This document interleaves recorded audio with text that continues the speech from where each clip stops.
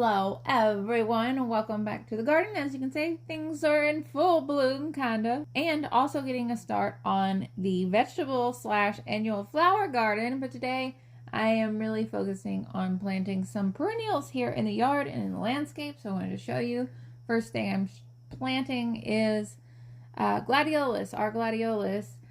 These are my corms. I just got one box of corms. There's about 150 of these this year of varying different varieties. These came from the wholesale Facebook group, if you're interested in that. Basically, all I'm doing is digging out this trench. In the past, I've tried to plant gladiolus intensively, kind of like, you know, how I do everything else here in the yard, and I've really struggled to get them to thrive in that way. It seems like they really don't like growing more than one or two, you know, across. I plant them pretty close still here in my narrow trenches. I'm going to end up putting some weed barrier landscape fabric down between each of these rows just to make sure that no weeds are taking over, keeping those weed free. Next, I have some Hellebores. Not really quite sure how to say it, honestly, but I'm just going to go with it. This was an investment. These are expensive. I hate to even think about how expensive these things are. They're hard to get your hands on, especially where I live. It seems like nobody ever has these. So I am popping a few of these into the flower bed with some other plants that you will see here in a second. They are real, you know, little teeny tiny small little things right now, but hopefully they will like their shady location and grow really well. You might have seen in the scene just before, there was a hydrangea bush. I ordered several hydrangeas. These are Firelight Tidbits.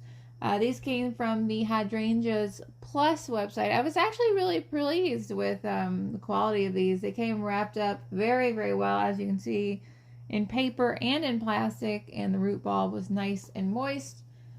Once I got these all unpackaged, the branches or stems, I don't know, furled out quite a ways, and these plants ended up being much larger than I had actually anticipated. Here in this video, you see these green ones.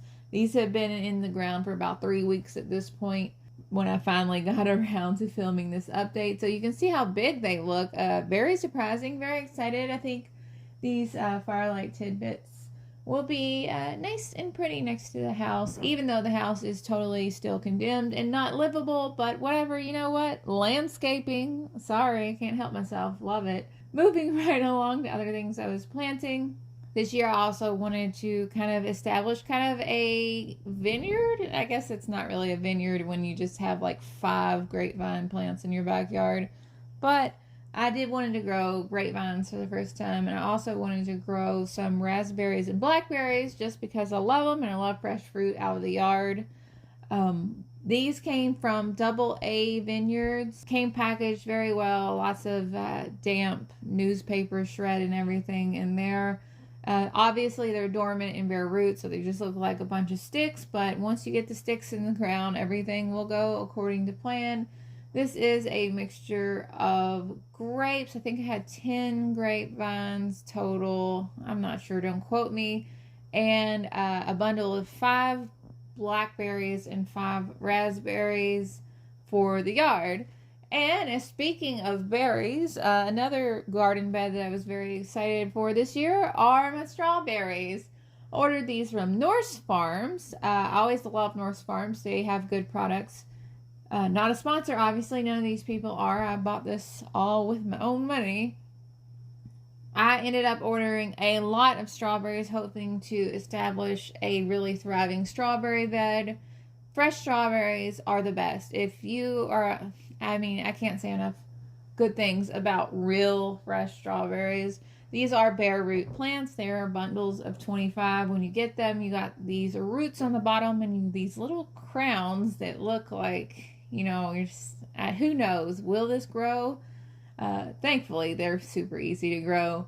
All I did was dig several trenches here in my strawberry bed. I'm still working this soil, double digging this soil. This is going to take several years of preparation in a lot of the garden beds, especially like the annual beds, to get the soil to the quality that I want. I just laid them across the trench and just buried them that way. It seems like it's the easiest way, especially since I don't have a tiller really or a tractor or anything. So I'm doing a lot of this stuff by hand. You can see when you first get them in there, they're looking really bare. Fortunately, it doesn't take very long before strawberry bare roots start to produce the leaves and everything like that. You can see I took video a little bit after, about, this was probably 2 weeks after I planted these, that you will see that these little bare little nubs turn into some really cute little green plants and really start putting on growth. You're going to also see a lot of the rocks that I'm pulling out of these flower beds. This garden is a lot rockier than I'm used to, so that's still something that I am adapting to, digging up these big old pieces of limestone. Also planted 2 lilac bushes. These lilacs came from Fedco. They are a great size. I was very impressed by these lilacs from Fedco. Definitely going to order some more lilacs in the future. I think that would be really pretty to have a lilac hedge.